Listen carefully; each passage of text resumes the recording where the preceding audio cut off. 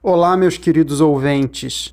Hoje eu vim aqui para falar com vocês sobre três ideias equivocadas que as pessoas têm sobre a língua inglesa, mais especificamente sobre a história e o desenvolvimento da língua. Ideias erradas que eu já vi serem repetidas em fóruns de discussão por essas internets afora e também em comentários aqui no YouTube.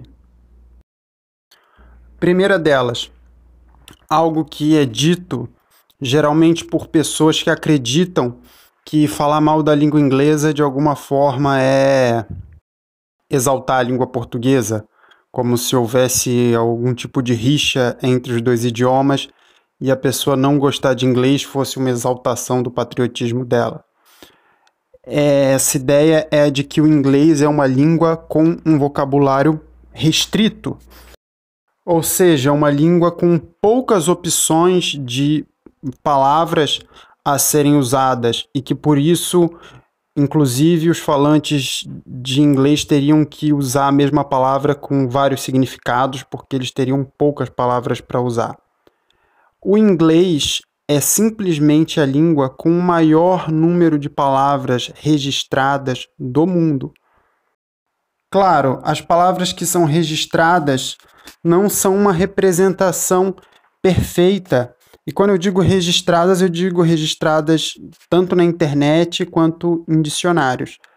O número de palavras de uma língua que são registradas não são uma representação perfeita do léxico da língua, né? Da real diversidade de palavras, porque muitas palavras usadas no passado, principalmente antes do século XIX, podem ter sido usadas apenas na linguagem popular e nunca terem sido registradas por escrito, e atualmente já não são mais usadas por ninguém. Mas ainda assim, o fato do inglês ser a língua que, contando o registro de palavras em dicionários e em livros de forma geral, e o registro de palavras na internet, o fato dele ser a língua com o maior número de palavras que podem ser catalogadas, indica que é uma das línguas, se não de fato a língua com maior amplitude de vocabulário que existe. Segundo engano comum é dizer que o inglês vem do alemão. O inglês e o alemão apenas compartilham um ancestral em comum, assim como todas as línguas germânicas. Ou seja, eles descendem de uma língua mais antiga, mas essa língua não era igual a nenhum dos dois. O ancestral entre eles é o germânico ocidental, falado no final da antiguidade, que por sua vez descende de uma língua ainda mais antiga, que é o proto-germânico, que deu origem a todas as línguas germânicas. O germânico ocidental não era uma língua completamente homogênea, era dividida em diversos dialetos que eram mais ou menos compreensíveis entre si.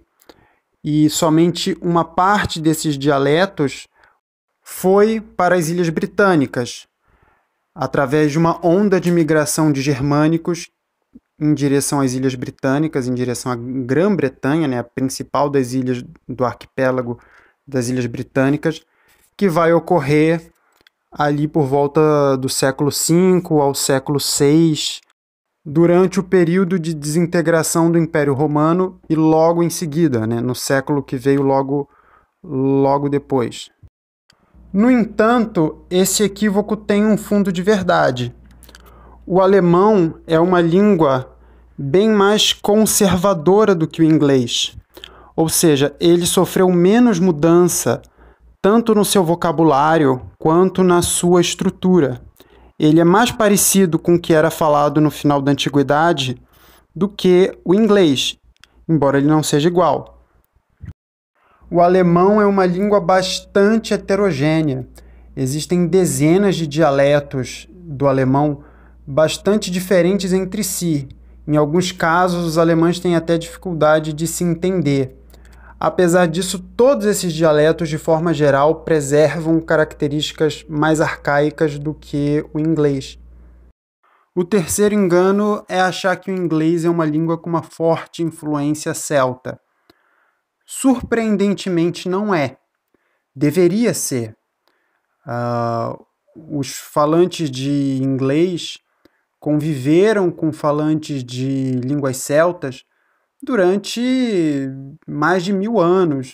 Hoje em dia, as línguas celtas ainda são faladas na Escócia e no país de Gales, mas são faladas e também na Irlanda, mas são faladas por um número cada vez menor de pessoas. Essas línguas, de fato, estão encolhendo de tamanho, sendo substituídas pelo inglês, o que é uma coisa bem triste. Mas durante toda a Idade Média e durante boa parte da Idade Moderna, haviam grandes massas de falantes de línguas celtas em Gales e na Escócia, e que sempre tiveram uma grande interação política e cultural com os falantes de línguas germânicas na Inglaterra. E era de se esperar uma influência muito grande. Até porque os anglos, os saxões e os jutos, que são as tribos germânicas que chegaram na Grã-Bretanha há 1500 anos atrás, mais ou menos isso, encontraram lá uma grande população celta e eles interagiram com essa população. A ideia que se tinha até o século XIX é de que eles haviam massacrado a população e expulsado eles para o território onde hoje é a Escócia e onde hoje é Gales. Mas com novos achados arqueológicos, históricos e também com o avanço da genética, hoje em dia se tem um conhecimento bem consolidado de que os germânicos, na verdade, se misturaram com os celtas. Houve dominação, houve escravização, muitos fugiram de fato, mas houve também muita mistura entre os povos. Até porque a escravidão nesse período era um estado social, ela era reversível. As pessoas com o tempo acabavam sendo libertadas e se reintegravam naquela sociedade normalmente, sem nenhum tipo de separação. Inclusive era até comum os homens libertarem escravas e depois se casarem com elas. Mas contrariando as expectativas, não existem mais do que algumas centenas de palavras de origem celta sendo utilizadas hoje na língua inglesa, com exceção, talvez, do inglês que é falado em Gales ou na Escócia, mas no próprio inglês que é falado na Inglaterra e no inglês que é falado ao redor do mundo, não existem mais do que algumas poucas centenas de palavras de origem celta, geralmente nomes de pessoas e nomes de lugares. Existem duas características estruturais na língua inglesa, ou seja, na estrutura de formação de frases que podem ter origem em uma influência celta, que são a utilização do verbo auxiliar do para a formação de perguntas, ou seja, o verbo, ao invés de ser colocado no meio da frase, ele é colocado no início, e aí quando ele é colocado no início da frase, ele não tem o sentido normal dele, né? Esse verbo ele indica a ação de executar uma tarefa, mas quando ele é colocado antes da frase, ele transforma a frase em uma pergunta, ele cria uma frase interrogativa. E outra característica é o presente contínuo, né, que é um tempo verbal na língua inglesa que existe para indicar uma atividade que está em andamento e que não acontece com frequência. Ou seja, um evento que é excepcional, não é rotineiro e que está em andamento naquele momento. É um tempo verbal bastante específico. Mas o inglês deveria ser uma língua bastante celtizada, bastante influenciada, e ele não é. É possível que em algum momento da Idade Média ele tenha sido, mas essa influência se perdeu. Só para ter uma ideia, a influência do francês na língua inglesa é de dezenas de milhares de palavras. Eu fico por aqui. Muito obrigado se você me ouviu até aqui. Muito obrigado se você é inscrito do canal. Se você não é inscrito, por favor, se inscreva e dê um like, ajuda bastante. Eu acho que esse vídeo, para ser compreendido, quem estiver ouvindo vai precisar de bastante conhecimento prévio. Quem não sabe o que é língua germânica, o que é língua celta, ou que não conhece um mínimo sobre a história da Inglaterra, eu acho que vai ficar bem perdido. Mas eu posso fazer vídeos futuros até dando mais detalhes ou esclarecendo dúvidas.